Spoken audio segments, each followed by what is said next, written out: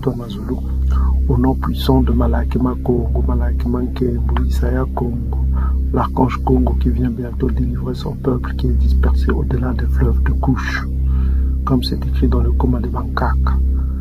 Donc, bien-aimés frères et sœurs qui nous suivent dans les réseaux sociaux, partout où vous êtes, cette vidéo se veut courte parce que nous voulons répondre à un certain nombre de questions. Les emails se multiplient, on fait des vidéos, on prépare des vidéos, ça nous prend du temps. Et puis, il faut répondre aussi aux emails. Il y a beaucoup de songes qui nous ont été envoyés. Nous sommes en train de les examiner. Soyez patients. Nous allons répondre rapidement à quelques questions parce que pour éviter que les emails continuent à se multiplier. Donc, une question nous a été posée. Voilà, Yann Tiba, en ce qui concerne le christianisme édomite, est-ce que tu peux nous édifier un peu plus? Donc, je vais édifier rapidement en ce qui concerne le christianisme édomite. En fait, le christianisme édomite, c'est quoi en résumé? C'est la fin de la loi. Christ, c'est la fin de la loi.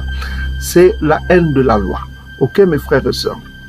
Donc, c'est l'idéologie qui a commencé depuis le jardin d'Éden, hein, par le père d'Édom, le serpent ancien, qui a posé la question à Ève, est-ce que vraiment Tatanzam a-t-il dit que vous ne mangerez pas de ce fruit? Il a mis le doute, toujours en incitant Adam et Ève à ne pas respecter l'ordre divin. Ok? Donc c'est toujours dans ce même sens que joue Édom aussi dans ces derniers temps, toujours à mettre en doute la loi, à faire en sorte que la loi soit bafouée, la loi soit rejetée. Donc vous comprenez que dans le christianisme édomite, on parle de la foi, ce qui est bien, hein, la foi. Maintenant, on insiste la foi en Christ, mais il y a quelque chose derrière, mais on enlève la loi. Or, les deux doivent aller de pair, ok? Les deux doivent aller de pair. Écoutez ce qu'on dit, hein. Parce que nous, ce qu'on considère comme le mot Christ, pour nous, le chef chez nous, c'est Congo, c'est l'archange Congo. Il faut le savoir, hein? Nous, les Israélites, le chef chez nous, c'est l'archange Congo. Il n'y a pas d'autre chef que l'archange Congo. Il peut avoir plusieurs noms, ces paroles, tout ça comme ça. Mais nous, chez nous, le chef, c'est l'archange Congo. Nous n'avons pas d'autre chef que l'archange Congo. Ok? Chez nous, le chef, le grand chef, c'est l'archange Congo. Il n'y a pas d'autre chef dans le coma que l'archange Congo Diète. Donc, écoutez attentivement le christianisme édomite et qui sont dans ce qu'on appelle le Vuna. On vous a parlé du mot Vuna rapidement. Vous pouvez voir notre vidéo dernièrement que nous avons publiée. Donc, prenez vos Bibles. On va vous montrer d'abord c'est quoi le christianisme édomite. On va vous exposer le christianisme édomite. On ne va pas étendre la vidéo. On veut que cette vidéo soit courte. Rapidement. Désolé. Prenez vos Bibles. Allez dans Romains chapitre 10. Non.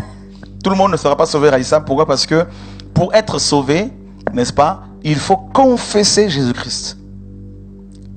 Tu sais, on n'est pas chrétien parce qu'on est né dans une famille chrétienne. On n'est pas chrétien parce qu'on est né dans une famille catholique protestante. On devient chrétien par la confession de foi. C'est-à-dire, on doit confesser que Jésus est le Fils de Dieu, que Jésus est Dieu, que Jésus est Seigneur. On dit ceci, car c'est en croyant. Le mot croire, c'est la foi. Du cœur qu'on parvient à la justice. Donc, pour parvenir à la justice, le Tia dit, il faut croire du cœur. C'est en confessant de la bouche qu'on parvient au salut. Donc, pour parvenir à la justice, il faut croire. Il faut juste avoir la croyance. Ça, c'est première chose. Deuxième chose, c'est en confessant de la bouche qu'on parvient au salut. Donc, le salut par la confession seulement. Est-ce que vous commencez à comprendre? La confession. Donc, quand on parle de confession, on veut dire dire. Parce qu'il faut savoir que le mot confesser, ça veut dire avouer. Avouer, ça veut dire dire. Retenez bien. Confesser, c'est avouer. Confesser, c'est dire. C'est-à-dire quelque chose qui sort de ta bouche. N'est-ce pas, mes frères et sœurs? Vous êtes bien d'accord jusque-là? Ok, donc revenons dans votre Nouveau Testament. Romains chapitre 10. Nous sommes dans Romains chapitre 10, verset 10.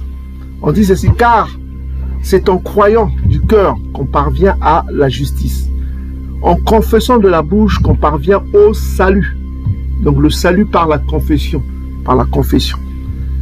On va aller au verset 13 qui va nous préciser bien. Car quiconque invoquera le nom du Seigneur sera sauvé. Donc on voit aussi, c'est toujours la confession qui donne le salut. On précise bien là, il n'y a pas de trucage ici. Ok. Par la suite, il va dire comment pouvons-nous invoquer. Donc on est là. Ça, c'est ce qu'on appelle des termes qu'il a donnés lui-même. Donc le salut par la confession. Maintenant, on va voir, toujours dans Romains chapitre, on va aller au verset 15, on dit quoi? Romains chapitre 15, verset 3, car tout ce qui a été écrit d'avance l'a été pour notre instruction, afin que par la patience, par la consolation que donnent les Écritures, nous possédions l'espérance, toujours la foi. On va voir ce qui a été écrit avant, parce que les textes ont été écrits avant. On va aller dans Benan Sila, qui est un texte connu, parce que Paul a beaucoup utilisé Benan Sila. Quand il parle des symboles, la loi, c'est-à-dire la ceinture, symbole de vérité, la justice, tout cela a déjà été écrit dans les apocryphes. Ok? Donc on va aller dans Benan Sila, Siracide chapitre 25, verset 11. Dans d'autres, c'est 12. Hein? Dans les versions King James, c'est à partir du verset 12, si je me trompe. Donc on dit ceci. La crainte de Tatanzami surpasse tout. Celui qui la possède, à qui le comparer? Donc la crainte de Tatanzami surpasse tout. Ça dépasse tout ce qu'on peut imaginer. La crainte de Tatanzami. Ok? Parce que la crainte de Tatanzami surpasse tout. Ça c'est vous devez le comprendre. Mais c'est quoi la crainte de Tatanzami?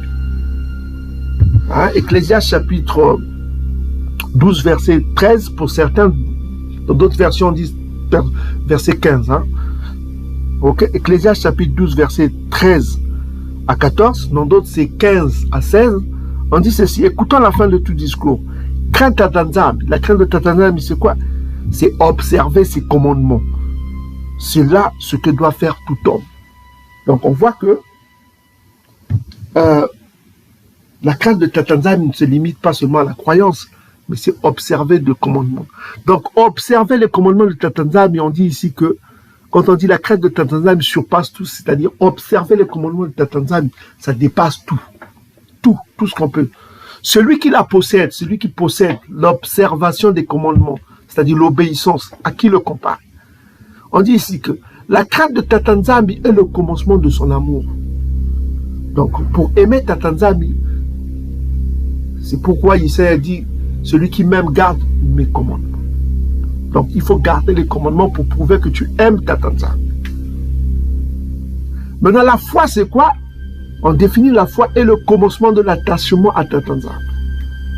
Ce n'est que le commencement à l'attachement. Parce que la crainte de Tatanzami, c'est la continuité. Il faut continuellement vivre dans la crainte. Alors là, nous sommes dans Proverbe chapitre 28, versets 13 à 14. Donc, ce qui surpasse tout, c'est garder les commandements. Ça dépasse la foi. Et c'est ce qu'on nous dit ici. Garder les commandements dépasse la foi. N'est-ce pas? Maintenant, on va voir. Donc, on voit ici que Romains chapitre 10, Christ est la fin de la loi, c'est du Vuna. Parce que pourquoi? Parce que ça contredit Apocalypse chapitre 14, verset 12, dit quoi? 14, verset 12.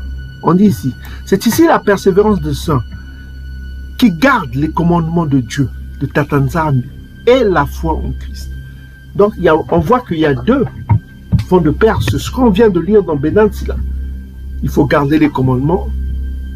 Garder les commandements de Tatanzami surpasse tout. Et la foi en Tatanzami. Il faut les deux.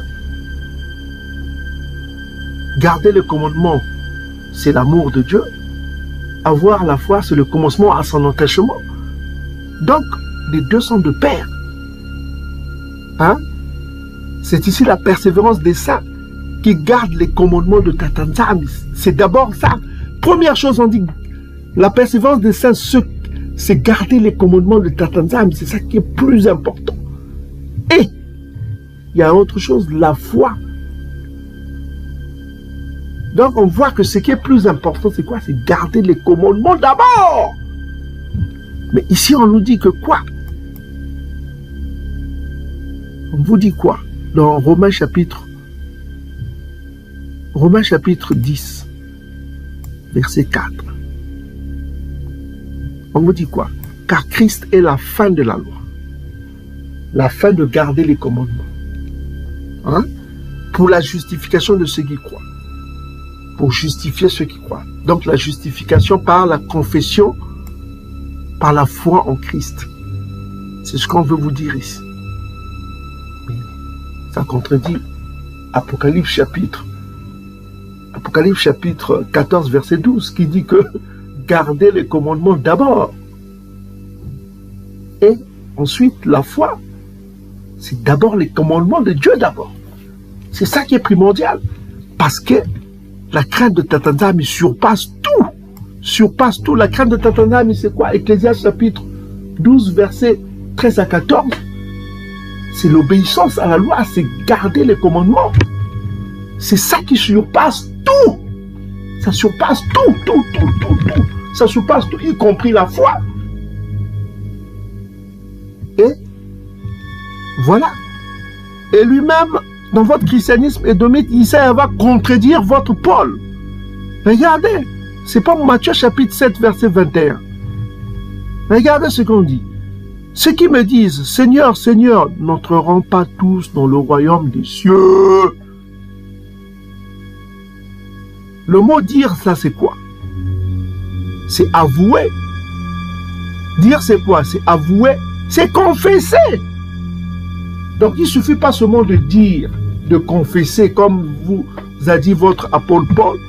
Il vous a dit quoi votre apôtre Paul? Votre apôtre Paul, il a dit quoi? Au verset 9. Si tu confesses, c'est-à-dire si tu dis ta bouche, Seigneur Jésus, si tu crois dans ton cœur que Dieu l'a ressuscité des morts, tu seras sauvé. C'est ce qu'il dit, non? Tu seras sauvé juste par la confession. Verset 13, il dit quoi? Car quiconque invoquera, c'est-à-dire dire le nom, sera sauvé. N'est-ce pas? Donc vous êtes sauvé par quoi? Parce que tu confesses juste de ta bouche. Par la confession de ta bouche, ce que tu dis de ta bouche. C'est pourquoi dans le christianisme édomite, il y a le désordre. Il y a le désordre. C'est ça qui justifie ce désordre. C'est la fin de la loi. Donc il suffit que tu confesses juste que Christ a été ressuscité, mort, je ne sais pas comment. Donc si tu confesses cela, tu es sauvé. Ton salut est là. Ton salut est sûr. Si tu confesses de ta bouche qu'il a été ressuscité, tout ça comme ça, tu seras sauvé. C'est tout. On ne parle pas de garder les commandements. Non. Le commandement, non. La loi n'est pas bonne. C'est la fin de la loi pour toi. La fin de la loi pour te justifier par ça. Par ta confession. C'est ça le piège, mes frères et sœurs. Vous comprenez? Mais là, regardez, ça contredit carrément. On vient de lire, ça contredit Apocalypse chapitre 14, verset 12. Et ça contredit en même temps Matthieu chapitre 7, verset 21. On dit, ceux qui me disent Seigneur, Seigneur, c'est-à-dire ils confessent, n'entreront pas tous dans le royaume de Dieu. Mais celui qui fait la volonté de mon Père qui est aux cieux. Faire la volonté du Père, c'est quoi? C'est garder mes commandements. Garder les commandements, c'est la volonté du Père, afin que tu vives. Proverbe chapitre 7, verset 1 à 2. Garde mes commandements, afin que tu vives. Afin que tu vives, toi le peuple ponto. Donc, on continue à démontrer, bien aimés frères et sœurs, on continue à démontrer que Romains chapitre 10 porte la marque du Vatican et de Satan. Ok? On va continuer à vous prouver cela. Et que ça contredit en fait les paroles que Isaïe lui-même a dit dans les 4 évangiles. Regardez, soyez attentifs. Ici, notamment dans Romains chapitre 10, on vient de le voir que le salut dans le christianisme édomite se repose sur 2 piliers, sur l'invocation et la confession. L'invocation, Romains chapitre 10, verset 13. La confession dans Romains chapitre 10, verset 10. Et on a vu les termes koiné, qui veut dire pour l'invocation, ça veut dire appeler, prier, invoquer. Pour la confession, ça veut dire confesser, ok? Voilà, c'est ce qu'on vient de voir tout à l'heure. Bon, maintenant, Donc, il suffit juste de confesser, d'invoquer le nom de Jésus, et voilà, vous avez le salut. C'est ce qu'on vous dit dans Romains chapitre 10. Nous sommes dans Romains chapitre 10. On ne va pas dans d'autres chapitres. On concentre sur ce chapitre-là pour comprendre, voilà, le piège que ne comprennent pas les chrétiens du dimanche. Donc, on vous dit qu'il suffit de croire en Jésus-Christ. Il suffit plutôt d'invoquer Jésus-Christ.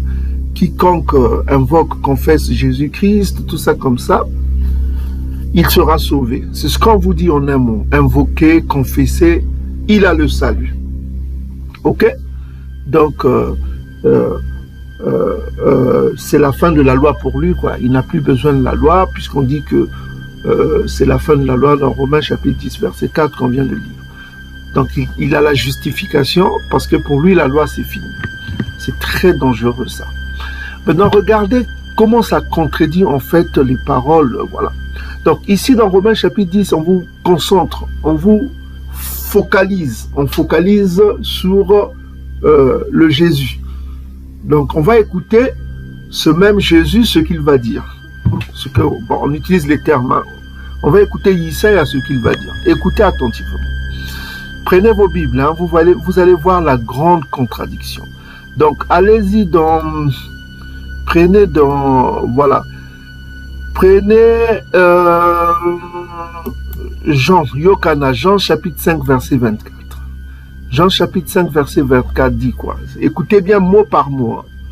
En vérité, je vous le dis. Celui qui écoute ma parole, donc il faut écouter sa parole, ce qu'il a dit. Donc en l'occurrence, ici, il parle de sa parole, c'est lui qui parle. Donc on va écouter sa parole. Ok? C'est lui qui écoute ma parole. Donc on va écouter sa parole dans ce verset-là. Parce que c'est lui qui parle. C'est celui qui écoute ma parole. Et, conjonction de coordination, qui croit à celui qui m'a envoyé à la vie éternelle. Donc pour avoir la vie éternelle, on vous dit ici, le salut passe par la croyance à celui qui l'a envoyé. C'est ce qu'il veut vous dire ici. Le salut passe par la croyance à celui qui l'a envoyé. Maintenant, la question qui se pose, qui l'a envoyé? Quand vous lisez Jean chapitre 20, verset 21, c'est le Père qui l'a envoyé. N'est-ce pas? Donc lui-même, il dit ici que le salut passe par la croyance au Père, au Père, au Père, Tatanzab Yamazu, notre Père qui est aux cieux. Donc le salut ne passe pas par lui, il passe par le Père, par le Père. C'est pas mes mots, hein. Je suis en train juste de croire à ce qu'il est en train de dire. Qu'est-ce qu'il vous dit ici? Que le salut passe par le Père. Celui qui l'a envoyé, c'est qui? Jean chapitre 20, verset 21. Qui l'a envoyé? C'est le Père. Donc, il contredit en fait ce que Romain vient de dire dans Romains chapitre 10, verset... Voilà. Il faut se concentrer en Jésus-Christ. Donc, il suffit de crier le nom de Jésus-Christ, tu es sauvé. Mais non, lui, il dit ici que il faut croire en celui qui m'a envoyé. Votre croyance doit être focalisée sur celui qui m'a envoyé. Est-ce que vous commencez à comprendre? À moins que chacun de vous soit aveugle. Bon, les chrétiens du dimanche vont dire, oh, lui, c'est lui le Père. Ça, c'est un autre débat. On a déjà démontré cela dans votre propre Nouveau Testament. Dans 1 Corinthiens chapitre 11, versets 1 à 4, on a dit qu'il y a une hiérarchie. Voilà, il y a une hiérarchie. Qu'est-ce qu'une hiérarchie? Allez faire voir les définitions d'une hiérarchie. Ok? On vous dit qu'il y a le Père, le Fils, tout ça comme ça. On vous décrit cela. Ça passe aussi dans le Psaume chapitre 2, on parle du Père et du Fils. Et dans Proverbe chapitre 30 aussi. Donc, mes frères et sœurs, ici on vous dit explicitement, il faut croire en celui qui m'a envoyé pour avoir la vie éternelle. Mais dans Romains chapitre 10, on exclut carrément le Père. Est-ce que vous commencez à comprendre? Le Père est exclu. On se concentre sur le Fils. Et pourtant, dans 1 Corinthiens chapitre 11, on parle qu'il y a une hiérarchie. Le Père d'abord, Christ, et ainsi de suite. Voilà. On va voir tout à l'heure 1 Corinthiens chapitre 11. Donc vous voyez que il y a une contradiction flagrante entre ce que lui-même il dit et ce que vous dit Romains chapitre 10. C'est pas la même chose. Le Père et le Fils. Voilà quoi. Maintenant, pourquoi il dit cela qu'il faut croire en celui qui l'a envoyé? Celui qui l'a envoyé, qu'est-ce qu'il a dit? Parce que souvenez-vous, hein, l'esprit Congo est le même, ne change pas. Malachie chapitre 3 verset 6. L'esprit Congo ne change pas. Ne change pas. C'est écrit noir sur blanc. Ne change pas. Ok? D'ailleurs, dans le livre, dans votre Nouveau Testament, on dit que Isaïe est le même hier, aujourd'hui, éternellement. Ça veut dire, autrement, il ne change pas. Maintenant, on va écouter ce que le Père a dit. Parce que souvenez-vous, quand un Père parle, il parle quoi? Mon fils, non? N'est-ce pas, quand l'Esprit Congo parle, a parlé dans l'Ancien Testament, il dit mon fils. Parce qu'ici, on parle de quoi? La vie éternelle. La vie éternelle. Et on va voir que ces paroles-là vont revenir toutefois dans les paroles de Isaïe. Donc, retenez bien attentivement, ça contredit votre christianisme. Le christianisme édomite, vous savez, c'est une cécité. Vous prenez tout quoi? Vous croyez que ce que Édom vous a donné comme Nouveau Testament, c'est parfait quoi? Il n'y a pas d'ajout, il n'y a rien quoi. Vous vous faites d'illusions. Édom a manipulé les Écritures. Il a ajouté beaucoup de choses dans le Nouveau Testament que on va vous démontrer cela. C'est incroyable des choses. Souvenez-vous hein, de la nourriture impure, le songe qu'on a vu. Hein. Allez voir notre vidéo sur là où il y a Satan avec tête rouge. Hein. Ok, je vous laisse aller voir cette vidéo. Donc, ici on voit bien que la vie éternelle passe par la croyance au Père, à celui qui l'a envoyé, c'est le Père. Dans Jean chapitre 20, verset 21, on voit que celui qui l'a envoyé. Donc il dit que le salut passe par celui qui l'a envoyé. Maintenant, on va voir ce que dit celui qui l'a envoyé. Proverbe chapitre 7, verset 1. On va prendre traduction du Monde Nouveau. Là, c'est bien traduit. Parce que dans d'autres traductions, on parle garder les commandements. Mais ici, on précise bien l'obéissance. Et c'est ça que je voudrais vous dire. Donc, je vous ai dit, quand un père parle au fils, quand un père parle, il utilise mon fils. Donc, on voit que c'est le Père qui parle, l'esprit Congo qui parle ici. Il dit ceci, mon fils, obéis à mes paroles et garde précieusement mes commandements. Donc, ça veut dire que celui qui parle ici, c'est le Père, parce qu'il utilise le terme ban, ben, mon fils. Mon fils. Donc, ça veut dire que c'est le Père qui parle. Comprenez bien, hein? Il a dit tout à l'heure, il faut croire à celui qui m'a envoyé. Celui qui l'a envoyé, il a dit quoi? Puisqu'il ne change pas. Malachie chapitre 3, verset 6. Mon fils, obéis à mes paroles et garde précieusement mes commandements. Donc, garder précieusement, ça veut dire que c'est comme si tu as un trésor, hein? Tu as beaucoup d'argent, tu ne veux pas que les voleurs prennent ton blé, comme disent les voyous, quoi. Le blé, c'est l'argent, quoi. Ils ne veulent pas que tu prennes ton magot, ton argent, tu vas le garder précieusement. Est-ce que vous comprenez? Hein? Garde précieusement mes commandements. Attache-toi quoi à mes commandements. Ne les abandonne pas. N'abandonne pas ton trésor aux voleurs. Hein? Comme si tu as un trésor, mais ne l'abandonne pas aux voleurs. Garde précieusement mes commandements. Est-ce que vous comprenez, mes frères et sœurs? Ça, c'est le Père qui parle. Parce qu'on vous a dit tout à l'heure, dans Yohana 5, verset 24, il faut croire en celui qui m'a envoyé. Mais que dit celui qui l'a envoyé?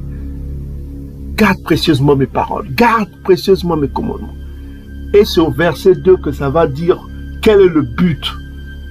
Pourquoi faut-il garder précieusement les commandements du Père? Puisqu'il parle, il dit mon fils. Pourquoi faut-il garder précieusement les commandements du Père? C'est la question qui se pose. Hein, mes frères et sœurs, bien-aimés frères et sœurs. Verset 2 va répondre à cela. Verset 2. Nous sommes dans Proverbes chapitre 7, verset 2. Obéis à mes commandements. C'est le Père qui parle au Fils. Nous sommes ses enfants. Obéis à mes commandements. Dans quel but? Et tu vivras. C'est là où tu auras la vie éternelle. Tu vivras. Donc, c'est les mêmes paroles que nous retrouvons dans Jean chapitre 5, verset 24. Mais ce n'est pas les paroles de Romains chapitre 10. Romains chapitre 10 vous concentre dans un christocentrisme. C'est le but du baptême. Et ce Christ-là qui vous présente maintenant, c'est un édomite efféminé.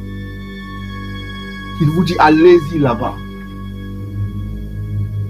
Vous n'aurez pas besoin des commandements. C'est fini, ça c'est la fin de la loi. Christ est la fin de la loi. Toujours Romains chapitre 10, verset 4.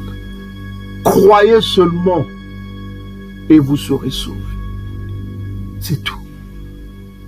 Confessez seulement, invoquez seulement et vous serez sauvés. Oh! Mais ici, on vous dit que le prix du salut passe par l'obéissance. Le verbe obéir revient 2 fois. Chapitre 7, verset 1. Chapitre 7, verset 2. Obéis, obéis. Obéis à mes commandements. Et qu'est-ce qui va arriver en obéissance? L'obéissance, c'est ça qui te donnera le salut. Et tu vivras. Et tu vivras. C'est conjugué au futur. Tu vivras. C'est la vie éternelle, mes frères et sœurs. Et tu vivras. Que mes leçons soient pour toi aussi précieuses que la prunelle de tes yeux. Le coma. Mais ce n'est pas ce qu'on vous enseigne dans le Nouveau Testament. C'est pas ça. On vous dit que Christ est la fin des commandements, la loi, quoi. Il est la fin de la gloire pour la justification de ceux qui croient. Donc, quand tu crois, pour toi, c'est la fin de la loi. C'est ça qu'on veut vous dire. Et c'est dangereux. C'est méchant. C'est satanique. Ça rappelle le jardin d'Éden. Hein? Tatanzambi a-t-il dit qu'il faudra ne pas manger le fruit? Il ne faudra pas manger le fruit là. C'est le même esprit du serpent ancien qui revient. Le Ntantu a introduit cela. Ce n'est pas de Tatanzambi. Romains chapitre 10 est l'œuvre des dômes. C'est l'œuvre des dômes. Celui qui ne voit pas ça, soit il est aveugle, soit il est un bon défenseur de dômes, du mensonge. Il faut avoir l'esprit de discernement, mes frères, dans ces derniers temps. Il faut avoir l'esprit du discernement pour connaître qui est Édom. Pour connaître où est-ce qu'il amène le monde. Pour connaître ses intentions. Mes frères et sœurs, réveillez-vous. Quand un père parle, il utilise le mot « mon fils ». Et c'est ça qui est utilisé dans Proverbes chapitre 7, versets 1 à 2. Garde les commandements afin que tu vives pour avoir la vie éternelle. Et c'est ça qu'on est en train de lire ici, mes frères et sœurs, dans Jean chapitre 5, verset 24. En vérité, je vous le dis, celui qui écoute ma parole, on va écouter sa parole. Qu'est-ce qu'il va dire? Et qui croit en celui qui croit à celui qui m'a envoyé. Il faut croire à celui qui l'a envoyé. Qui l'a envoyé? Jean chapitre 20, verset 21, c'est le Père. Le Père qui l'a envoyé. C'est le Père qui l'a envoyé. Il faut croire au Père. Point barre. Il faut croire au Père. En croyant au Père, tu as la vie éternelle. Mais Romains chapitre 10 vous dit quoi? C'est autre chose. Il suffit de croire au Fils pour avoir la vie éternelle. Et cela va te justifier parce que pour toi, c'est la fin de la loi. Est-ce que vous comprenez? Donc, il suffit de croire, de te concentrer au Christ efféminé qu'on nous vend. Hein? Et c'est la fin de la loi pour toi. Tu es justifié, justification. Tu es justifié par la croyance à ce que le Romain nous a envoyé. Les Romains nous ont envoyé ce monsieur-là, aux longs cheveux efféminés. C'est ça. Et vous voyez vos mamans, vos sœurs dans les églises en train, Yesoué, il appelle pour divers noms. Yesoué, Yahoshua, en yiddish quoi. La langue des Amalékites. C'est ça où vous êtes. C'est pourquoi toutefois qu'on leur parle de la loi, on leur dit quoi? Ah, mais tu sais, qu'est-ce que c'est la fin de la loi? Hein, qu'est-ce que tu me dis là avec la loi là? Katoka. C'est ça, le christianisme édomite. Et les pasteurs qui sont les Mbouazantantou. Chez nous, les Mbouazantantou, ça veut dire les chants de l'ennemi. Hein? Les Mbouazantantou. Et ils relaient ce message.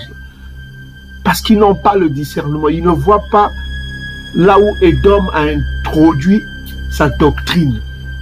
Il faut avoir le Saint-Esprit, l'Esprit Congo, pour comprendre que il y a des ajouts subtils pour vous amener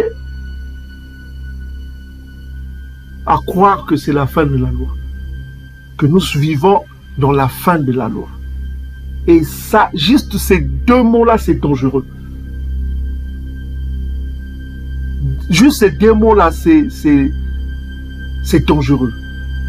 C'est la haine du Tout-Puissant. Quand tu dis que la fin des commandements du Tout-Puissant, c'est horrible ça. Les commandements n'ont pas de fin. Parce que la loi, c'est l'ordre.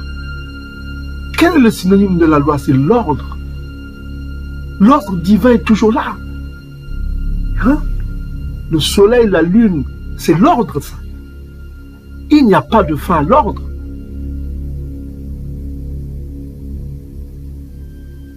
Ésaïe chapitre 2, on vous dit quoi? La loi reviendra au retour de l'archange Congo. La loi sera là. Quelle loi? La loi de Massa. Et c'est quoi la loi de Massa? Néhémie chapitre 8, verset 8. C'est la loi du Père de Tatanzambi. Vous n'allez pas rejeter la loi.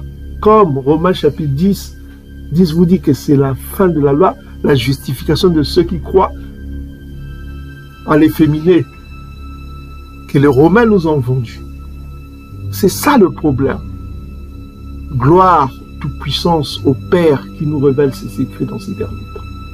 Et puissance règne à l'archange Congo et à ses élus. Congo. On continue. C'est ça, la volonté du Père, c'est garder les commandements. Verset 22. Plusieurs me diront ce jour-là, Seigneur, Seigneur, n'avons-nous pas prophétisé par ton nom? Pour faire ces choses-là, prophétiser par le nom, tout ça, il faut avoir la foi. Il faut croire ce que tu prophétises. N'est-ce pas? Parce qu'en allant prophétiser, tu prophétises. N'avons-nous pas chassé des démons par ton nom? N'avons-nous pas fait beaucoup de miracles par ton nom? Pour faire ces choses-là, il faut avoir la foi. N'est-ce pas? Parce que tu ne peux pas entreprendre des activités comme ça sans que tu crois. N'est-ce pas? Verset 23 dit quoi? Alors je leur dirai ouvertement, je ne vous ai pas connu, retirez-vous de moi, vous qui commettez l'iniquité. On a déjà vu le mot iniquité, c'est anomia, qui veut dire vivre hors la loi. Hors la loi.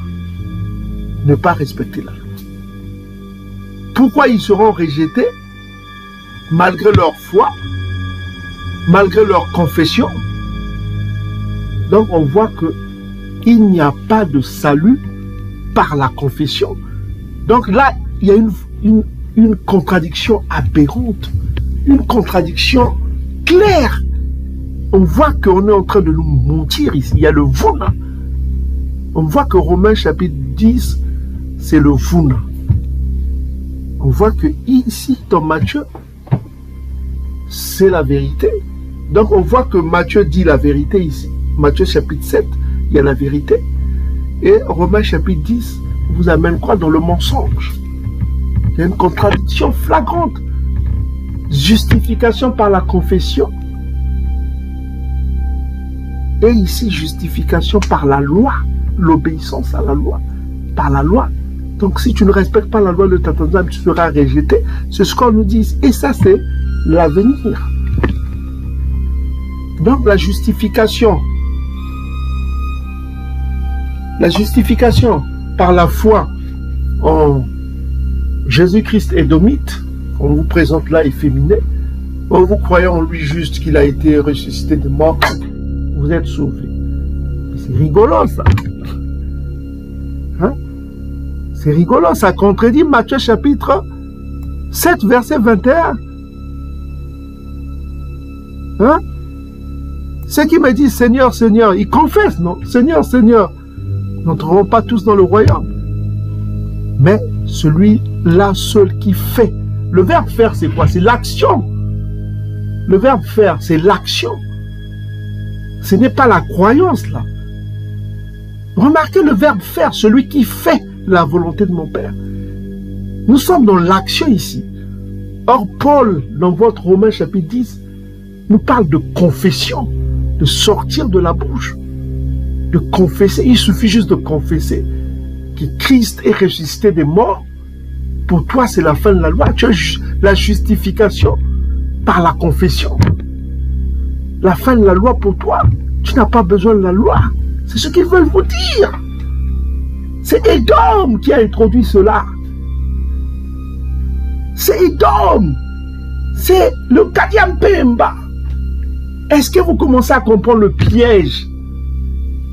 Il y a plein des choses qui ont été introduites par des gens qui ne connaissaient pas les traditions bantou. Donc vous voyez qu'il y a une contradiction. Ça contredit à la fois Apocalypse chapitre. Ça contredit Apocalypse chapitre 14 verset 12. Romains chapitre 10 là contredit en fait Matthieu chapitre 7 verset 21. Ça contredit. Ici c'est l'action. On vous dit faire. Ceux qui font la volonté, c'est l'action là. Mais dans Romains chapitre 10, on vous parle de la confession seulement. La confession. La justification par la confession. Romains chapitre 4, Christ est la fin de la loi pour la justification de ceux qui croient. Donc de la croyance seulement. Donc la justification par la croyance, non par la pratique. Est-ce que vous commencez à comprendre le danger? Et il va plus loin.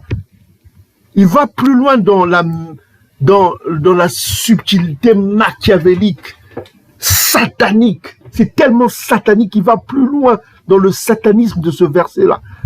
Regardez le satanisme là où ça va. Puisque je dis satanisme parce que c'est la haine de la loi. Hein? Regardez la justification.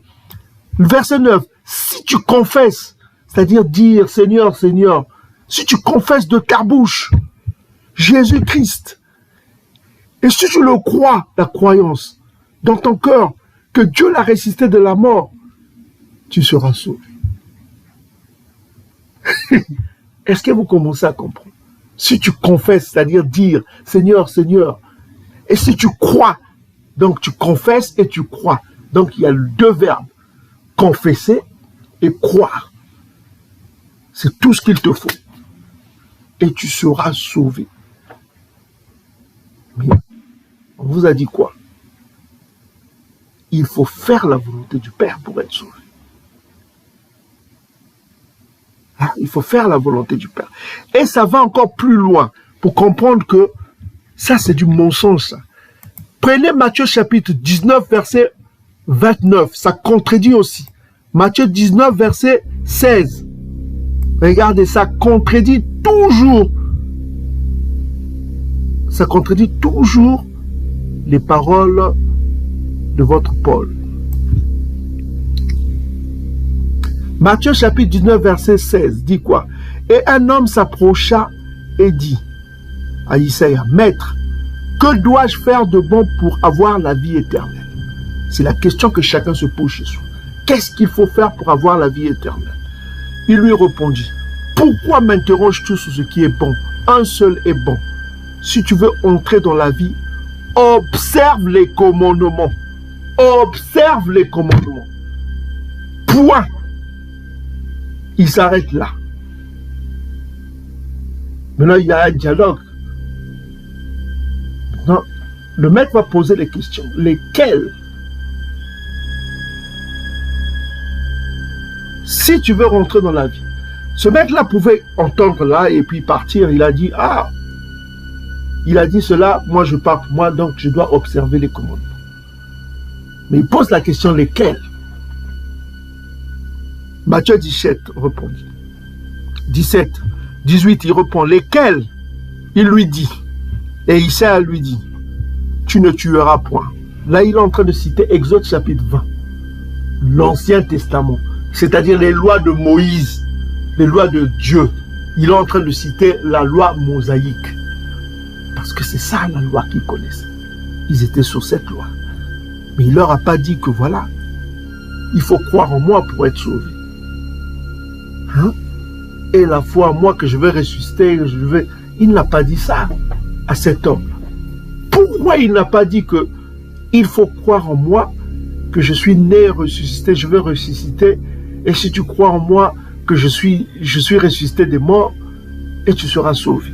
Il n'a pas dit ça. Il n'a pas dit que, tiens, regarde, le 3e jour, je vais mourir, je vais ressusciter, et si tu crois que c'est moi, tu vas être sauvé. Il n'a pas dit ça. Il lui a ramené vers où? Vers les lois mosaïques. C'est votre Nouveau Testament qui est écrit. Il n'a pas dit que confesse que je suis venu. Non, il n'a pas dit ça. Il a dit à cet homme. Qu'est-ce qu'il a dit à cet homme? Il n'a pas dit que voilà, il l'a renvoyé vers l'Ancien Testament. Exode chapitre 20. Il a dit, voilà. On lui pose la question, lesquels commandements? Il dit, Isaïe lui répond, tu ne tueras point, tu ne commettras point l'adultère, tu ne déroberas pas, tu ne feras pas de faux témoignages. Il lui renvoie vers Exode chapitre 20. Honore ton père et ta mère, et tu aimeras ton prochain comme toi-même. Le jeune homme lui dit, j'ai observé toutes ces choses, que me manque-t-il? Il dit qu'il a observé toutes ces choses, la loi mosaïque, je l'ai observée. Il lui dit que je l'ai observé, que me manque-t-il? Mais le gars pouvait s'arrêter là, il pouvait partir, puisqu'il lui a dit que voilà lesquels, il lui a cité les commandements de... Donc il aurait pu partir dire que voilà, le salut pour être sauvé, il faut juste observer les commandements de Moïse en fait, pour être sauvé. Il pouvait partir tranquillement.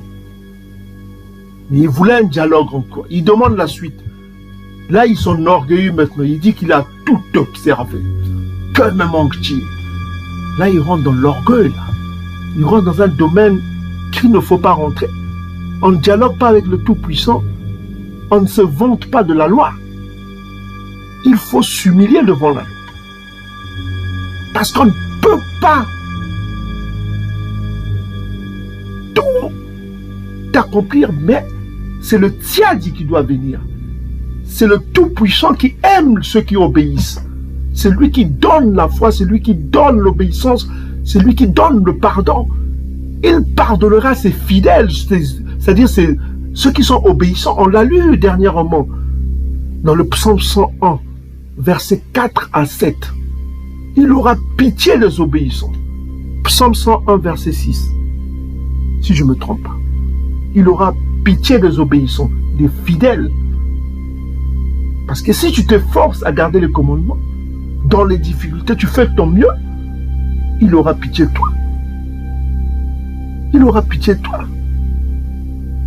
Ok?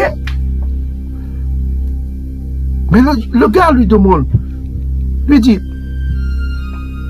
Isa lui dit, si tu veux être parfait, va et vends tout ce que tu possèdes, donne aux pauvres et tu auras un trésor dans les cieux. Mais là, il lui parle pas de la vie éternelle, mais il lui parle de la récompense. Il rentre dans un autre domaine, pas de la vie éternelle. Tu obtiens la vie éternelle en gardant les commandements de Massa. Mais il dit que si tu vas avoir la récompense maintenant, dans les cieux, il parle de récompense maintenant. Il lui propose le tsiadi. Et le tsiadi, cultive le tsiadi. Ce que tu as, donne aux pauvres. Parce qu'il savait qu'il avait quelque chose. Donne aux pauvres. Accomplis le tsiadi, la compassion. Aie pitié du pauvre. Pour que tu aies la récompense. Parce qu'on peut avoir le royaume, mais pas avoir la récompense dans le royaume. Parce qu'il y aura ceux qui seront grands, il y aura ceux qui seront petits dans le royaume. Donc on voit que le christianisme édomite, il y a des ajouts. Il y a des ajouts. Hein? Il y a une main édomite qui a écrit certaines choses pour tromper, pour le Vuna. Il n'y a pas de justification par la foi. Uniquement. La justification passe par la pratique de la loi et la foi. Il y a la pratique de la loi et la foi en Yakongo, l'archange Congo, uniquement parce que c'est le chef du peuple bantou. Il n'y a pas deux chefs. Daniel chapitre 10, il n'y a pas deux chefs. Le peuple du Dieu vivant n'a qu'un seul chef. C'est l'archange Congo. Et c'est celui qui vient. Il n'y a pas deux chefs dans le peuple du Dieu vivant. Maintenant, on va voir l'autre chose. Là, vous avez compris, hein? Vous avez compris, hein? Si tu veux avoir la vie éternelle, tourne-toi vers les lois de Mosaïque. Ça, c'est clair. C'est pas, ça vient pas de Yann Siba, c'est écrit dans votre Nouveau Testament. Et si tu veux avoir la récompense, cultive le tsiad. Parce que tu auras la récompense dans les cieux. Mais en ce qui concerne la vie éternelle, garde les commandements. Lesquels? Les commandements de Massa. C'est pas moi qui le dis, c'est écrit dans votre Nouveau Testament, clair et net. Maintenant, si tu veux être parfait, avoir la récompense dans les cieux, un trésor dans les cieux, Matthieu chapitre 19, versets 16 à 21. 21 vous dit bien, voilà, cultive le tsiadi. Le tsiadi, il retourne toujours quand il dit que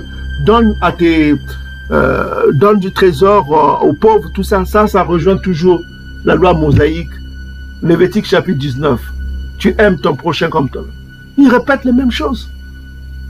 C'est là que la loi mosaïque. La loi mosaïque demande qu'on s'occupe des pauvres. C'est dans la loi mosaïque. Il ne fait que répéter ça. Pourquoi? Parce qu'il ne change pas. Malachie chapitre 3 verset 6. Il est le même. C'est la même parole qu'il a prêchée, c'est la même parole qu'il a dit. Est-ce que vous commencez à comprendre? Donc, réfléchissez un petit peu, mes frères et sœurs. Donc, on va rentrer encore dans un autre domaine.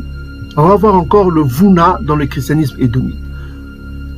Prenez maintenant 1 Corinthiens chapitre 11, verset 4. Regardez le Vuna. Toujours dans votre christianisme édomite.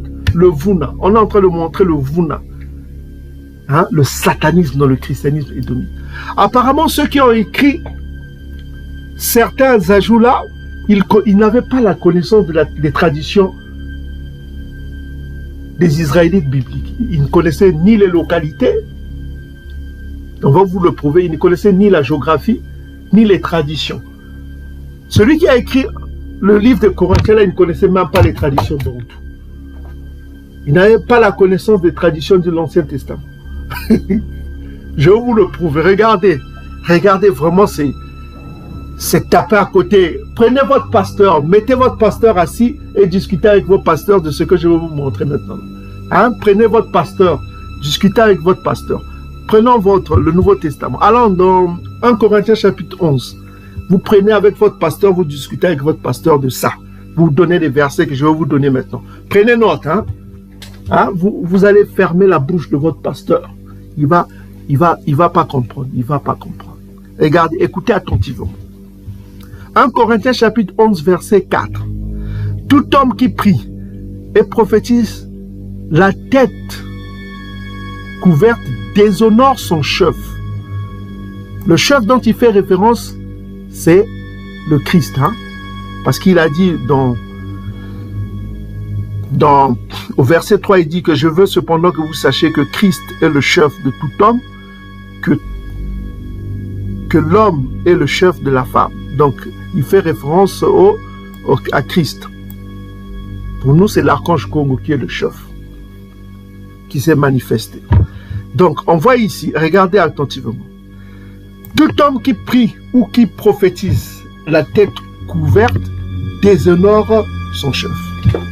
Déshonore son chef. Le mot déshonorer, c'est le contraire de honorer. Anonyme. Honorer. Donc, honorer, c'est glorifier. Vous voyez vous-même, je n'invente rien, c'est glorifier. Donc, ça vient de la gloire. Glorifier, c'est gloire. En hébreu, c'est un tembo. On a déjà parlé d'un tembo. N'est-ce pas? Voilà. Maintenant, on va voir quelque chose d'intéressant. Quelque chose d'intéressant. Que faisaient les Israélites antiques en ce qui concerne quand ils étaient en présence du Tout-Puissant? Mes frères et sœurs, c'est là où ça va être intéressant. Soyez attentifs. Prenez votre pasteur, posez-lui les questions que nous allons nous poser sur ce chapitre. Ok? Nous sommes dans 1 Corinthiens chapitre 11, verset 4. Prenez votre pasteur. N'ayez pas peur de vos pasteurs. Hein? Quand vous écoutez nos vidéos, vous avez déjà la connaissance. N'ayez pas peur d'eux. Faites-les asseoir et ayez un débat avec n'importe quel pasteur, n'importe quel théologien, quel qu'il soit, sur ce qu'on va vous donner comme information. Personne ne vous donnera ces informations-là. Hein? Mais l'Esprit Congo est en train de révéler les choses cachées, mes frères et sœurs. Souvenez-vous, mes frères et sœurs, avant qu'on avance, on va vous donner le préambule. Hein? Le préambule afin que vous ayez des bases pour comprendre ce qu'on va vous démontrer ici dans 1 Corinthiens chapitre 11, verset 4. Première chose, celui qui prétend être l'auteur de ce chapitre-là s'appelle Paul. C'est ce qu'on vous dit, n'est-ce pas? Hein? Et dans Philippiens chapitre 3, verset 54, qu'est-ce qu'il dit? Hein? Qu'il est israélite, tout ça comme ça, qu'il serait pharisien. Donc un connaisseur de la loi et des traditions israélites. Donc il avait la connaissance non seulement de la loi et des traditions israélites. On ne peut pas lui reprocher autrement. On a vu les dialogues qu'il y a eu entre les pharisiens et Isaïe tout au long des 4 évangiles, mes frères et sœurs. Donc nous sommes en face d'un connaisseur de la loi et des traditions israélites. N'est-ce pas, mes frères et sœurs? Vous êtes d'accord avec moi, vous qui êtes ici présents. Deuxième chose que je voulais vous expliquer. Ce qu'il faut comprendre là où on va vous amener, c'est que c'est quoi le temple? Pour que vous compreniez. Le temple, selon le Coma, selon la Bible, Ésaïe 56, verset 7, c'est la maison du Père. C'est le lieu de prière. C'est une maison de prière. Hein? Souvenez-vous quand Isaïe est parti dans le temple, qu'est-ce qu'il a dit? Que le temple est la maison de prière. Ok? Ça, c'est des a priori que vous devez connaître. C'est des bases. Le temple est la maison de prière selon votre Nouveau Testament. Donc, selon d'abord Ésaïe chapitre 56, verset 11. Hein?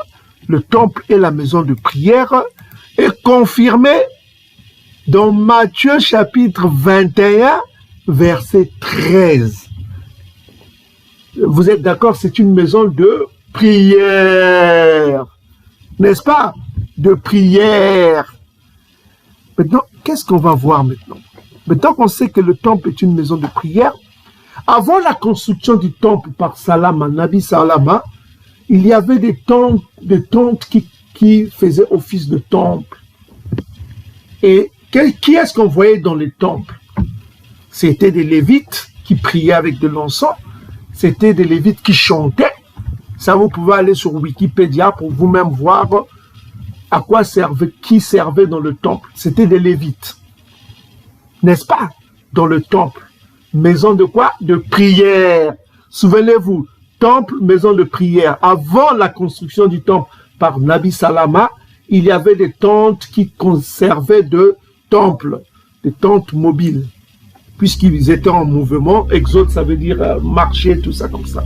Donc les Lévites servaient, notamment les fils d'Aaron, n'est-ce pas, dans le temple mobile. Souvenez-vous, le temple, c'est la maison de prière. C'est là où on rencontrait, il y avait un lieu saint et un lieu très saint. Ça, tout le monde le connaît. Même l'apôtre Paul, qui dit qu'il est pharisien, il connaît ces traditions-là. Mais, mes frères et sœurs, c'est là où c'est intéressant, mes frères et sœurs. On va maintenant examiner mot par mot ce qu'on va nous dire dans 1 Corinthiens chapitre 11, verset 4. Vous allez comprendre quelque chose de gravissime. Prenez vos Bibles, partagez cette vidéo. Ça va réveiller même les pasteurs. Vous allez comprendre que l'auteur de ce chapitre-là était un Romain édomite. On va vous le prouver. Prenez vos Bibles, allons-y. On commence. Donc, bien-aimés frères et sœurs, nous sommes dans 1 Corinthiens chapitre 11, verset 4. On dit ceci, tout homme qui prie. Hein. Le terme prier ici, c'est prosekoima, ça veut dire prosekoima en grec, qui veut dire offrir des prières, prier. Hein. Ok, vous pouvez voir, c'est vous, prosekoima. On a déjà vu le mot. Maintenant, ce qui nous intéresse, c'est de voir le mot prophétiser. Qui prophétise la tête couverte déshonore son chef. Son chef, en l'occurrence ici, on dit que le chef de tout homme, c'est le Christ. Donc, il déshonore le Christ, n'est-ce pas? Donc, c'est ce que ça veut dire. Maintenant, on va voir, on a déjà vu le mot prier, donc prier, et puis le mot prophétiser. Donc, le mot prophétiser ici, regardez, le mot c'est prophétéos, hein, en grec. Donc, vous voyez, prophétéos, ça veut dire quoi? Prophétiser, être prophète, parler, sous l'inscription, prédire, prophétiser, exposer, déclarer, briser l'impulsion soudaine, parler des messages. Et le mot qui nous intéresse, c'est enseigner. Enseigner. Donc, on veut dire tout homme qui enseigne la parole doit se couvrir la tête. Alors, souvenez-vous que les enseignants dans l'Ancien Testament, tous ceux qui connaissent l'Ancien Testament, c'est des Lévites. Hein? Si vous lisez les Lévites, leur vocation, ils avaient un rôle, c'est de prophétiser, d'enseigner le peuple bantou. Ça, c'est écrit dans Deutéronome chapitre 33, versets 9 à 10, que vous pouvez vérifier chez vous. Tous ceux qui connaissent le coma, vos pasteurs, tout ça savent que c'était le rôle des Lévites d'enseigner, le peuple bantou. Nouveau Testament là, on ne dit pas que tout est faux dans le Nouveau Testament. On dit pas ça, mais on dit qu'il y a des passages là où Édom a marqué sa marque. Vous comprenez ce qu'on veut vous dire ici? On est en train de prouver là où Édom a marqué. Il faut avoir juste le Saint-Esprit, l'Esprit Congo pour connaître ça. Vos pasteurs ne connaissent pas ce secret-là. Le problème, c'est qui avait vocation d'enseigner dans l'ancien temps? Quel était leur accoutrement? Comment ils étaient habillés pour enseigner? C'est ça la question que toute personne doit savoir. Hein? Comment étaient habillés ceux qui enseignaient dans l'Ancien Testament? Est-ce qu'ils se couvraient la tête? C'est ça ce que nous devons savoir. Et quand ils priaient, est-ce qu'ils se couvraient la tête? C'est des questions que nous devons répondre. Comment ils étaient habillés ceux qui enseignaient? N'est-ce pas, mes frères et sœurs? Dans l'Ancien Testament, comment étaient-ils habillés? Parce que si le scribe qui a écrit votre 1 Corinthiens chapitre 11 verset 4, il se prétend être pharisien, connaisseur des traditions israélites. Il doit savoir que comment étaient ceux qui enseignaient dans l'Ancien Testament et comment seront-ils dans l'avenir, au retour de l'archange Congo. Et c'est les questions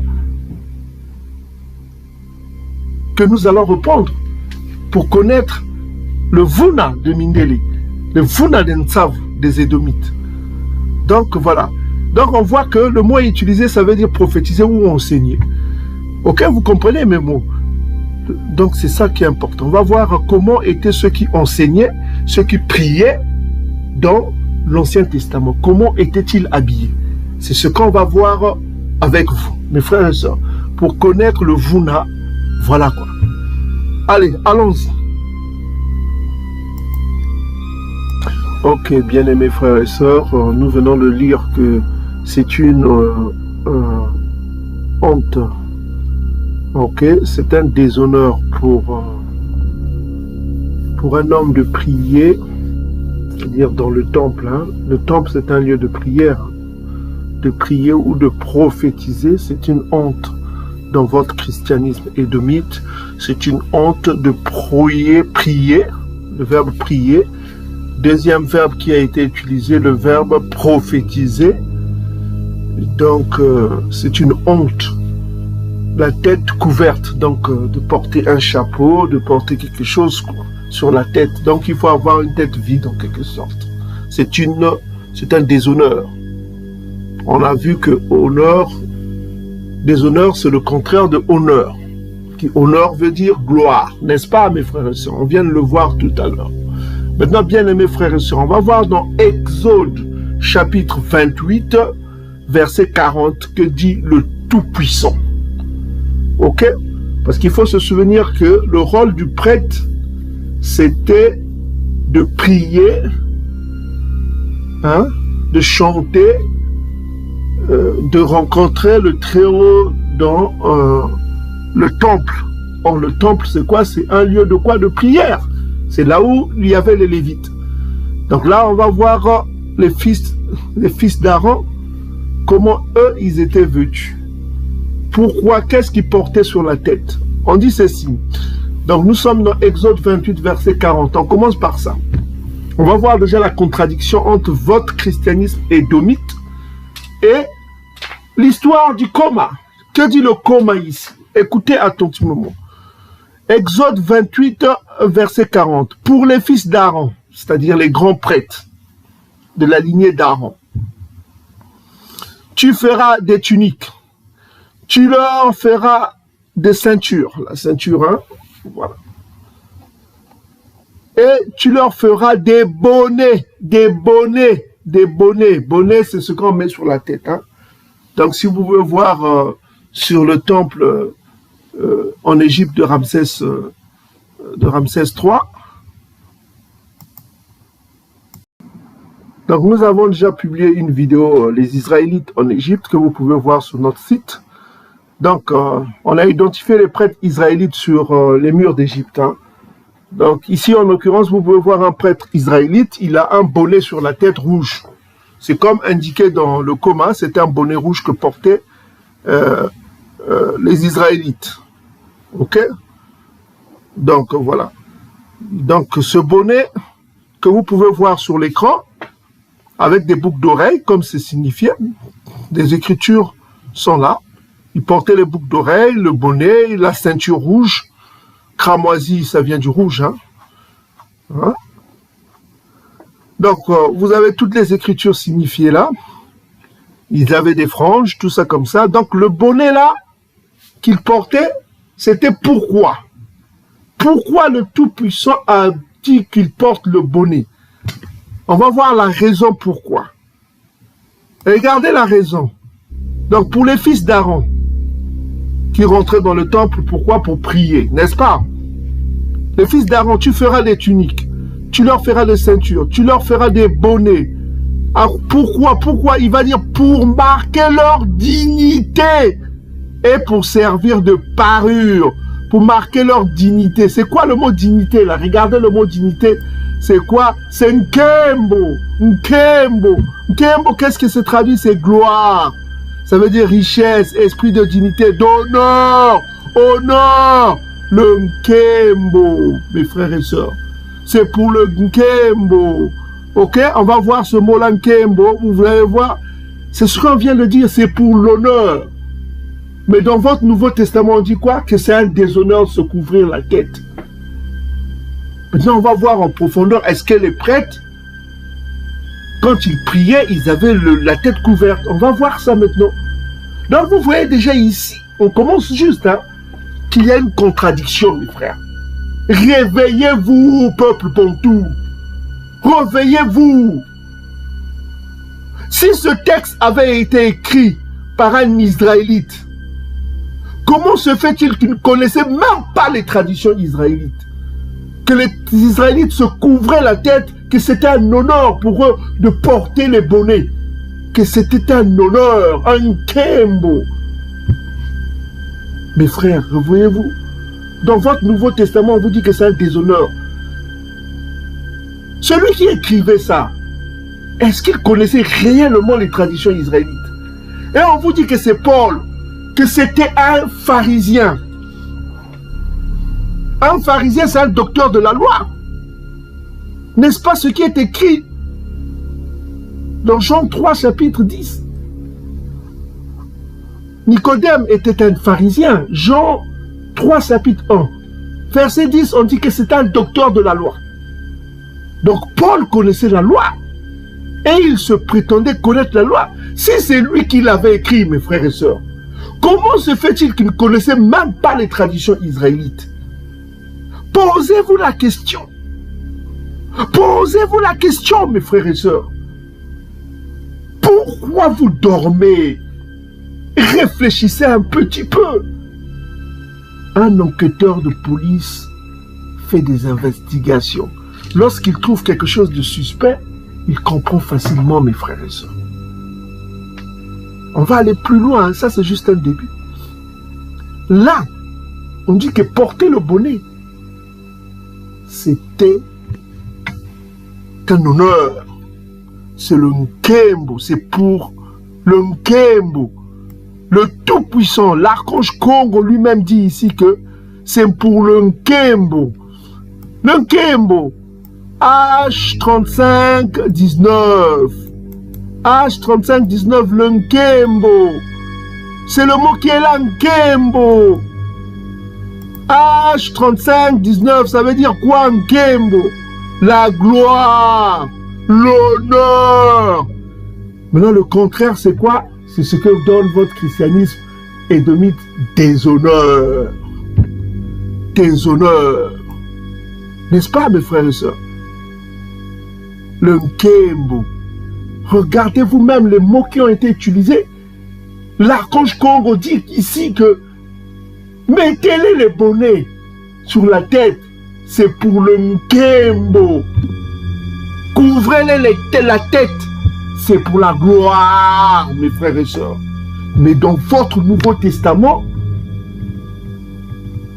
dans 1 Corinthiens chapitre 11, verset 4, on vous dit que c'est un déshonneur de prier et de prophétiser. Souvenez-vous, avant qu'on continue, que le temple est une maison de prière. C'est une maison de prière. On vient de le lire tout à l'heure.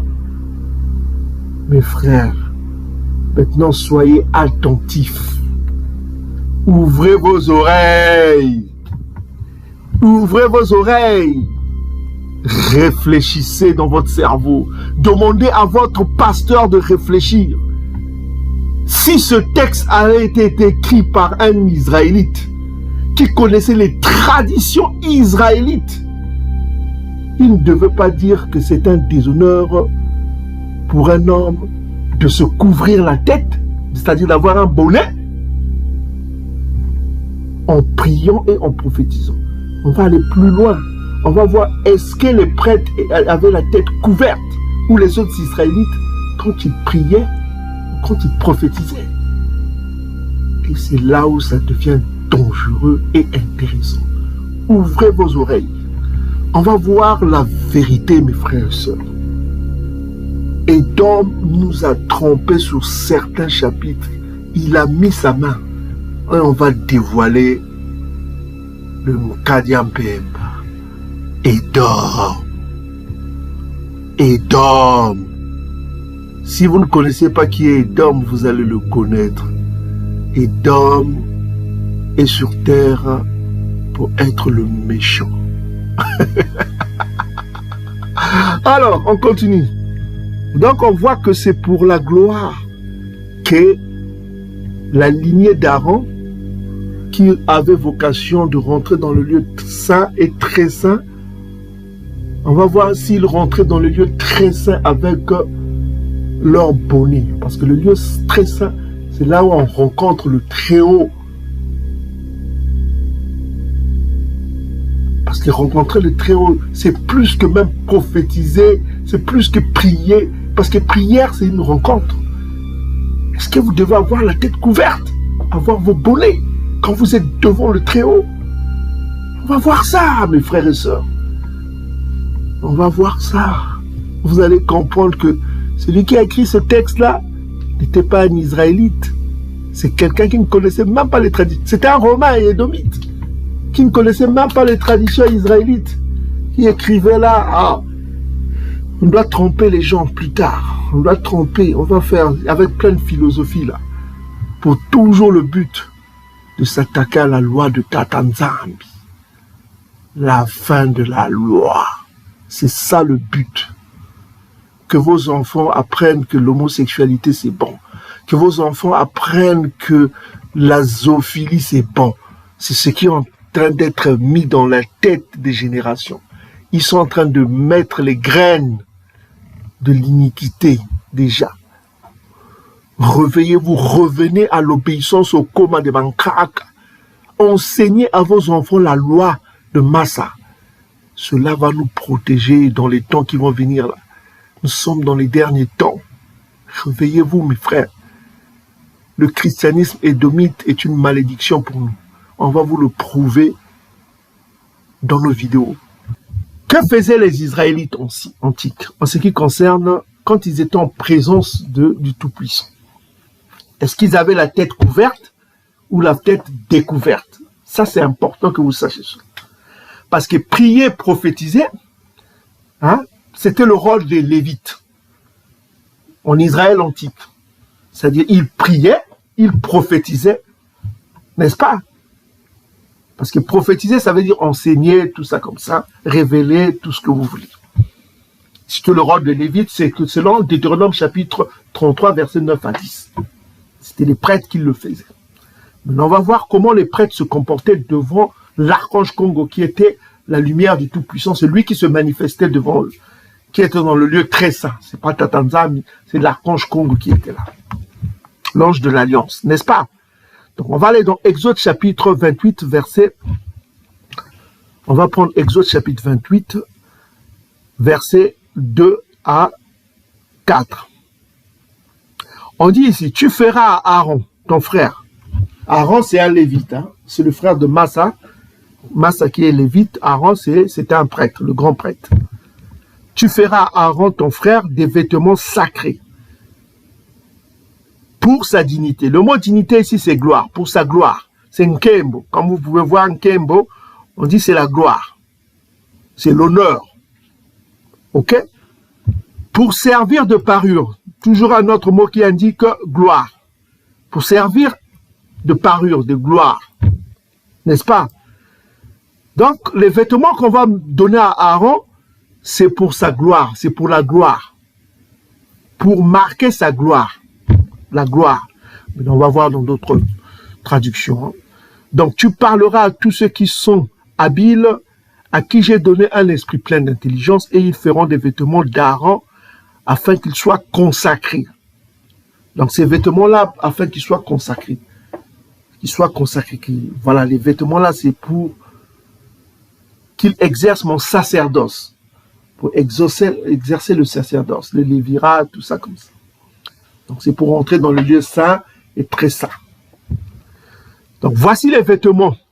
Verset 4. Voici les vêtements qu'ils feront un pectoral, un éphod, une robe, une tunique brodée, une tiare, une ceinture qui feront les vêtements sacrés pour les fils d'Aaron. On a un mot qui nous intéresse là. C'est quoi?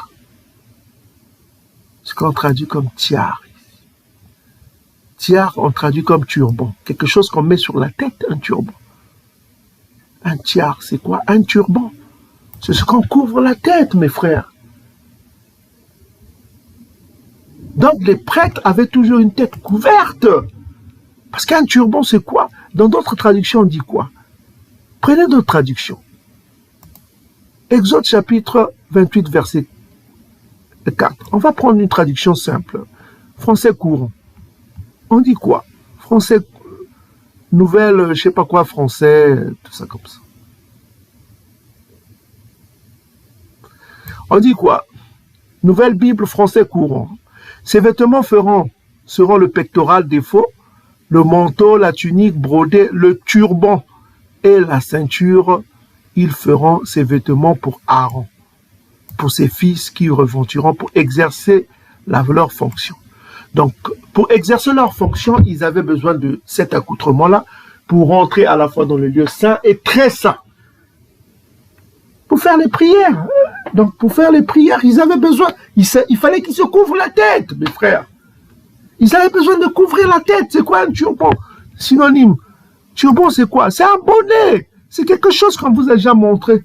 C'est un bonnet sur la tête. C'est un bonnet, mes frères. Mais pourquoi?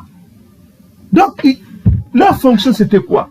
Dans les lieux très saints. C'est pour aller prier. Mais pourquoi dans votre Nouveau Testament, on vous dit que couvrir la tête pour prier, c'est une... On répète encore, dans votre Nouveau Testament, on dit quoi? 1 Corinthiens chapitre 11. Tout homme qui prie, qui prophétise, la tête couverte, déshonore son chef. C'est un déshonneur. Alors qu'il en vient de dire que c'est le nkembo dans l'Ancien Testament. C'est un honneur. C'est le nkembo. C'est une gloire. Pour exercer les fonctions divines, il faut avoir la tête couverte. Donc apparemment, celui qui a écrit ça, il ne connaissait même pas les traditions bantoues. Il ne connaissait même pas les traditions de l'Ancien Testament. C'est juste un Romain qui a pris son écriture, qui a ajouté quelque chose. Parce que c'était les traditions grecques avant. De ne pas prier la tête couverte. Ça, c'est des traditions grecques. Ça n'a rien à voir avec les traditions israélites. On voit que dans les traditions israélites, ceux qui exerçaient la fonction de Lévira, les grands prêtres, de tout ça, ils avaient la tête couverte. Ils avaient un bonnet sur la tête. On a montré, allez voir notre vidéo sur le mur d'Égypte. On a vu qu'ils avaient des franges, on a vu qu'ils avaient un bonnet sur la tête. Et on voit encore d'autres écritures, Exode chapitre 29. 29 verset 9, regardez. Exode chapitre 29 verset 9, on dit quoi? Tu mettras une ceinture à Aaron et ses fils, tu attacheras des bonnets aux fils d'Aaron. Le sacerdoce leur appartiendra par une loi perpétuelle. C'est une loi perpétuelle. Tu construiras donc Aaron et ses fils. Donc pour exercer leur lévira, exercer leur fonction de prêtre, ils devaient avoir des bonnets sur la tête pour entrer dans le lieu saint et très saint. Bon, les autres diront que, oh, mais ça c'est l'ancien, nous sommes dans la nouvelle alliance. Les chrétiens du dimanche diront, nous sommes dans la nouvelle alliance. Ça n'existera plus. C'est pourquoi ils ont dit ça dans le Nouveau Testament. C'est la nouvelle alliance, on n'a plus besoin de ça. Mais on va voir l'avenir. Allons dans Ézéchiel chapitre 44. Ça c'est l'avenir. Ça c'est le temple, quand l'archange Congo viendra dans le son temple. Ça, c'est la nouvelle alliance. On va écouter. Qu'est-ce qui va se passer? Allons dans la nouvelle alliance. Ézéchiel chapitre 44 parle de nouveau temple. Quand l'archange Congo sera là, au milieu de son peuple, écoutez attentivement. Écoutez, on va prendre Ézéchiel chapitre 44 à partir du verset 15 jusqu'à 18. Mais les sacrificateurs, les Lévites, les fils de Tia, de Tsiadi, qui ont fait le service de mon sanctuaire quand les enfants d'Isolélé s'égareraient loin de moi, ceux-là s'approcheront de moi pour me servir. Donc, ils vont s'approcher de l'archange Congo pour servir l'archange Congo, qui est le reflet de la gloire de Tata Nzambi. Parce que Tata Nzambi, rien ne peut le contenir, il ne peut pas se manifester. Il se manifeste à travers son archange. Hein? L'archange Congo qui vient. Et se tiendront devant moi pour m'offrir la graisse et le sang. Oh, les sacrifices, c'est fini. Dans votre Nouveau Testament, on va dire, là, on offre encore les sacrifices, la graisse et le sang. Vous voyez qu'il y a une contradiction. Mais réveillez-vous un petit peu. Vous voyez bien qu'il y a une contradiction ici. Ici, les sacrifices reviennent. La graisse et le sang, comme avant. Hein? Les sacrifices d'animaux. Mais ici, on dit que ça revient. Hein, mes frères et sœurs? La graisse et le sang. Verset 16. Ils entreront dans mon sanctuaire. Donc, ils rentreront dans le sanctuaire, dans le lieu très saint.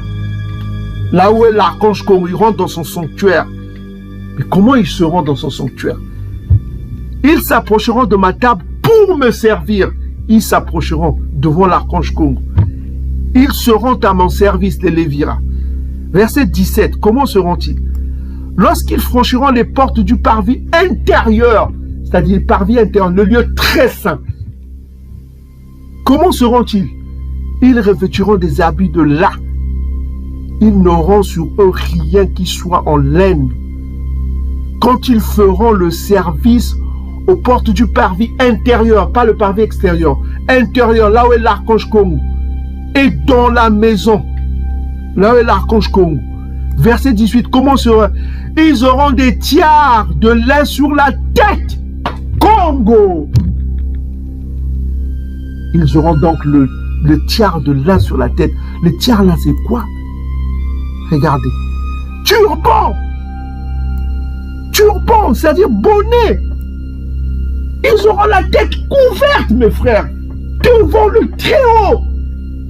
Ils doivent avoir la tête couverte devant le Très-Haut, dans le parvis intérieur, le lieu très saint. Et votre Nouveau Testament vous dit quoi? Votre Nouveau Testament dit quoi? Regardez. 1 Corinthiens chapitre 11, verset 4. Tout homme qui prie et prophétise la tête couverte déshonore. C'est un déshonneur d'avoir la tête couverte. Mais là, on vous dit que devant l'archange Congo, il faut avoir la tête couverte. Congo! Mes frères et sœurs, franchement, quand est-ce que vous allez vous réveiller que Edom vous a trompé? Edom vous a trompé. Dites-le à vos pasteurs. Donnez ces versets à vos pasteurs. Donnez-les à vos pasteurs. Bien-aimés frères et sœurs, nous avons terminé la vidéo. Quand vous allez sur notre site, vous avez communauté. Même sur vos portables, vous allez sur là où c'est écrit community. Vous cliquez, vous avez nos agendas. L'agenda, on fait des petites publications, soit des photos. Donc ici, on voit la nouvelle lune. Ok. Donc si vous avez des applications sur... vous cherchez des applications nouvelles, comment on appelle, phase lunaire, vous trouverez des applications phase lunaire pour avoir l'agenda de vous-même. Parce que souvent, il faut du lever et du coucher du soleil. Vous pouvez faire comme si vous ne connaissez pas l'heure, vous pouvez faire du lever et du coucher du soleil. Ok? Là, en l'occurrence, on a des heures de précision selon les systèmes modernes, quoi. Donc, voilà quoi. Pour ceux qui sont dans d'autres parties du monde, éloignés, soit au-delà du fleuve de couche, vous pouvez faire du lever et du coucher du soleil, le jeûne. Donc, voilà. Donc, ici, en l'occurrence, nous sommes en Occident. Donc, vous avez de 8h03, ça commence le jeûne, de 8h03 et ça finit à 20h27. Le jeûne, c'est dans cet intervalle-là. Il faut dire à personne. Nous allons jeûner et beaucoup prier, mes frères et sœurs, pour le retour de l'archange Congo qui vient nous délivrer. Ça, c'est important. Voilà, il n'y a que l'archange Congo qui viendra nous délivrer. Quand nos pères priaient nuit et jour dans les livres de Juges, quand ils priaient, quand ils étaient en difficulté, quand ils priaient, l'archange Congo se manifestait. Donc vraiment, il faut continuer à prier parce qu'il y a trop de souffrance. Le peuple souffre. Ok? Donc le règne des hommes ne nous convient pas. Nous, on doit régner. On est né pour être des dieux. Hein? Psaume chapitre 82, verset 6. Nous sommes des dieux, des Balnama Zulu. Donc on ne peut pas vivre dans les conditions que nous vivons. Donc voilà quoi. Donc, pour que nous retrouvions notre condition de divinité, nous devons retourner à l'obéissance à la loi. La loi, c'est l'ordre. Ok? La loi, c'est l'ordre. Nous devons obéir à la loi de Tatanzambi. Deutéronome chapitre 30, vous lirez chez vous. Tout le chapitre parle que de ça. C'est le testament de Nabi Massa. Le retour à l'obéissance à la loi nous glorifiera. Parce qu'on parle que je vous glorifierai. Dans Sophonie chapitre 3, verset 20. Il va nous glorifier. Pour que nous soyons glorifiés, il faut que nous revenions dans l'ordre. L'ordre, c'est la loi qui nous a été donnée, que Edom ne veut pas que nous revenions à la loi. Nous l'avons prouvé dans cette vidéo. Donc, priez fort ce jour-là. Le jour de nouvelle lune, c'était des jours hautement spirituels. On vous a démontré dans nos vidéos. C'est des jours hautement spirituels. Ne laissez pas ce jour passer comme ça. C'est des jours hautement spirituels. Donc, frères et sœurs, laissez vos distractions, vos tout ça. Voilà quoi. Même si vous allez travailler dans le jeûne, dans la prière au fond de votre corps, priez sans cesse. Ok? Vous pouvez faire jeûne à sec, sans boire. Vous pouvez, si vous êtes problème de santé, vous pouvez faire jeûne liquide, hein, en prenant juste de l'eau. Voilà quoi. Mais si vous êtes en bonne santé, faites jeûne à sec, sans boire pendant cet intervalle. La prière forte, priez sans cesse pour le retour de l'archange Congo. Et que l'archange Congo n'ait pas pitié de nos ennemis. Parce qu'ils n'ont pas fait preuve de compassion. Ésaïe chapitre 47, verset 1 à 6. Voilà. Et les Ngoï n'ont pas eu compassion de nous. Nous ne devons pas demander de la compassion pour eux. C'est logique.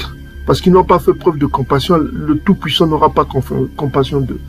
Donc, priez pour le Lucifu, le Misifa, contre tous les ennemis des Bantous. Edom en tête. Ok? Priez pour le Lucifu, le Misifa, le jugement contre Edom et contre tous les Ngoï qui nous ont fait du mal. Parce que celui qui fait le mal, il doit payer. Ils nous ont fait tellement de mal, ils doivent payer le prix cher. Parce que c'est écrit, ils doivent prendre leur coupe. Auquel Lamentation chapitre 3, versets 21 à 22. Donc, bien-aimés frères et sœurs, priez sans cesse pour la repentance du peuple bantou, de nos frères et sœurs qui sont encore dans le christianisme édomite et dans les religions des Ngoï, pour qu'ils reviennent à l'obéissance à la loi qui nous a été donnée par Tatanzambi, par l'archange Congo, par Nabi Massa. Donc, voilà quoi. Donc, c'est ça. Donc, soyez bénis partout où vous êtes, peuple bantou, Beluka à tous, soyez bénis. Hein? N'ayez pas peur. Il y a des songes qui sont là, qui annoncent le retour du Tout-Puissant. Donc, préparez-vous à son retour. Soyez, sanctifiez-vous, quoi. Comment vous allez vous sanctifier? Par sa parole. On est sanctifié par la parole. On est par la parole, c'est quoi? C'est le coma, c'est la loi qui nous a été donnée. Sanctifions-nous, parce que le roi arrive. Ok? Soyez bénis partout où vous êtes. Priez fort. Le 20 avril, c'est la nouvelle lune, c'est demain. Priez fort, mes frères. De 8h03 jusqu'à 20h27. Ceux qui sont éloignés, qui n'ont pas le problème d'horaire là, ils peuvent utiliser lever du soleil au coucher du soleil. Ok? Voilà quoi. Donc soyez bénis dans cet intervalle. Priez sans cesse pour la repentance du peuple, pour notre affermissement dans la foi et dans la justice, dans le tiadi. Mais n'oubliez pas le jugement. Voilà quoi. Il faut avoir le jugement en tête. Il faut que la vengeance arrive. La vengeance est prophétisée tout au long du combat. Ok? Il faut que Yakongo nous venge. Tout le sang coulé des Bantous doit être vengé. Ok? Tout le sang coulé des Bantous doit être vengé. Que les Ngoï payent leurs crimes et qu'ils soient maudits de tout ce qu'ils ont fait. Prions pour le Lucif ou la malédiction, le jugement contre les Ngoï, de tout le mal qu'ils nous ont fait, des pillages qu'ils nous font. Ok? Tous les Ngoï sans exception. et dorment en tête du mal qu'ils ont fait contre le peuple bantou. Soyez bénis Belouka au peuple bantou, soyez bénis peuple bantou, soyez bénis Belouka à vous tous, que le tout-puissant l'archange Congo règne et que les bantous règnent avec lui. Et salut.